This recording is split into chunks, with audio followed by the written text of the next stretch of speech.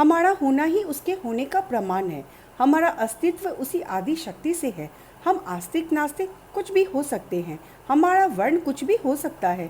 हम स्त्री पुरुष या संसार के कोई भी जीव जंतु हो सकते हैं, लेकिन हम सभी का अस्तित्व उसी अदृश्य शक्ति माँ आदि शक्ति से है। नमस्कार दोस्तों, आप सबका स्वागत है मेरे चैनल भगवत कृपा में। आप सभी का बहुत बहुत आभार मेरे साथ माता रानी की इस सीरीज़ में जुड़ने के लिए। आप सभी ने पार्ट 1 और पार्ट 2 की वीडियो को ध्यान से देखा होगा और सुना भी होगा कि कैसे माँ आदि शक्ति, जो एक अदृश्य शक्ति है, उसने तेज पुंज के रूप में समय और जरूरत अनुसार शारीरिक रूप धारण कर अपने हिरण्यगर्भ से इस सृष्टि का निर्माण किया।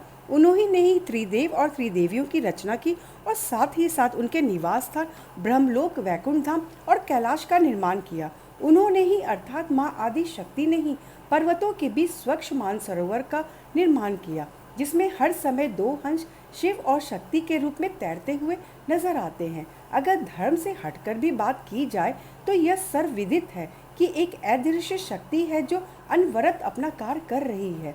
यह कोई धर्म विशेष से जुड़ी हुई बात नहीं है।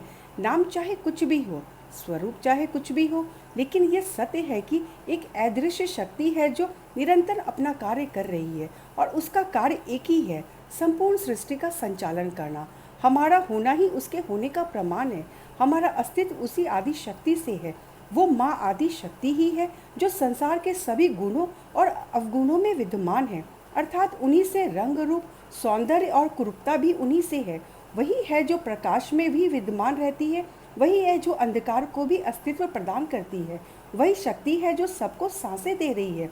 वही माँ आदि शक्ति है जो संसार में सभी जीवों का जन्म लेना और मरना भी तय करती है। आप या हम ईश्वर को माने या न माने, इस बात से कोई फर्क नहीं पड़ता, या आप किसी भी धर्म विशेष को माने, इस बात से भी कोई फर्क नहीं पड़ता। यह सर्वविदित है कि एक अदृश्य अज्ञान शक्ति जो लगातार प्रकृति के संचालन में हम लोगों के पीछे रहती है, निरंतर अपना काम करती रहती है।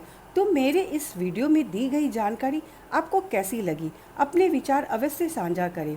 मेरी इन सीरीज़ के माध्यम से जो भी मैंने जानकारी दी है, उससे किसी को भी आहत करने का मेरा कोई तात्पर्य नहीं है। माँ आदि शक्ति, जिसे हम माँ के रूप में पूजते हैं, जगत जननी जगदम्बा के रूप में पूजते हैं, हमारे लिए वह निराकार शक्ति उसी रूप में है। अगर आप चाहो तो उस निराकार शक्ति को अपने इष्ट के रूप में किसी भी रूप में पूज सकते हैं, इसमें कोई संदेह की बात नहीं है। लेकिन यह सर्वथा विदित है कि निराकार शक्ति ही माँ आदि शक्ति ही सर्वशक्तिमान है और सबसे शक्तिशाली है।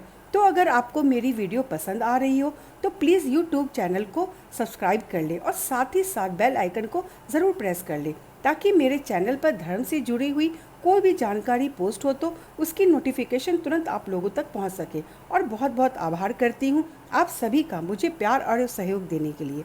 जय माता दी।